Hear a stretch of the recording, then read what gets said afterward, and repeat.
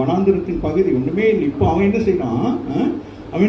அவனுக்கு தெரியும் இந்த இயேசு கிறிஸ்து என்னது பிற்காலத்தில் என்ன செய்வாரு? அப்பத்தை பல மடங்கு பெருக செய்வார், மீனை பெருக செய்வார். அதனால இப்ப நம்ம என்ன ஒரு ட்ரிக் ஒன்று கொடுப்போம். என்ன ட்ரிக்கு? கல்ல என்ன செய்வோம்? சொல்லு, பேசுங்களே. நான் புதுசாக பைபிள்ல தானே பேசுங்க என்னோட. கல்ல என்ன செய்யணும்? தெளிந்த புத்திகளாக இருக்கும். ஜெபிக்கிற நீங்க சும்மா தேவையில்லாத ஜெபங்களெல்லாம் கொண்டு போகக்கூடாது. தேவையில்லாத ஜெபங்களுக்கு நீங்க உபவாசம் பண்ணி ஜெபிக்கக்கூடாது. அது எச்சரிக்கையா இருக்க வேண்டும்.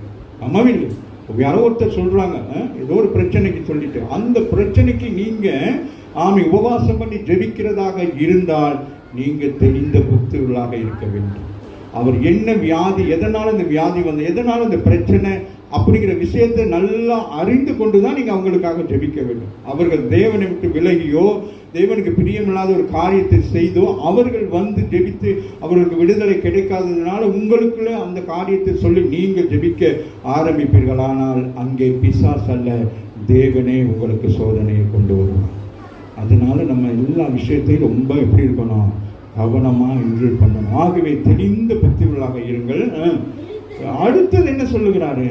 வீழ்ச்சிருக்கணுமா, தெளிவா இருக்கணும். எந்த ஒரு காரியத்தை எடுக்கிற நேரம் நம்ம எப்படி இருக்கணும்? தெளிவா இருக்கு. ஏன்னா யாரா உங்கள் யாரு? உங்கள் எதிராளி. யோசிச்சு பாருங்கள். எல்லாவற்றையும் செய்யறதுக்கு அவன் என்ன செய்வான்? அப்ப அவன் எந்தெந்த வகையில வருவான்னு நமக்கு தெரியாது. எதிராளினோன்னா அப்படியே கத்திய அப்படியே ரெண்டு எதிராளிகள் இருக்கிறார்கள். ஒரு எதிராளி எப்படி இருப்பான்? கோபமாவே நம்மளோட பேசி பண்ணுவாங்க, அவங்களோட கூட நம்ம சமாளிச்சிடலாம். இன்னொரு எதிராளி இருப்பாங்க, சிரிச்சுக்கிட்டே சாதிப்பாங்க. ஒரு ஆமீன் சொல்லுங்க. இதெல்லாம் நம்ம தெரிந்த புத்தி இருந்தால் தான் நம்ம என்ன செய்யலாம்? கண்டு கொள்ளலாம். ஆகவே விழித்திருங்க. எதிராளி உங்களை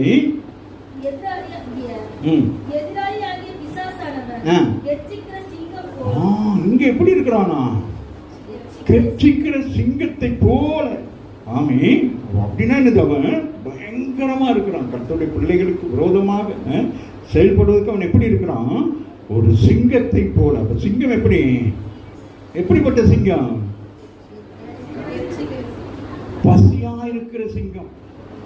அவனுக்கு ஆத்ம பசி. ஆத்மாக்களை கொண்டு போய் பாதாளத்தில் கொண்டு போகணுங்கிற ஒரு பசியோடு வெறியோடு தான் அவன் என்ன செய்வான்? நீங்கள் எப்படி ஆத்மா பாரத்தோடு விசுவாசிகளை போய் சந்தித்து ரட்சிக்கப்பட வேண்டும் என்று சொல்லி பிரயாசப்படுகிறீர்களோ, அதுபோல அவனும் இந்த பூமியில என்ன செய்து கொண்டிருப்பான்? அவனும் சுற்றி திரிந்து கொண்டு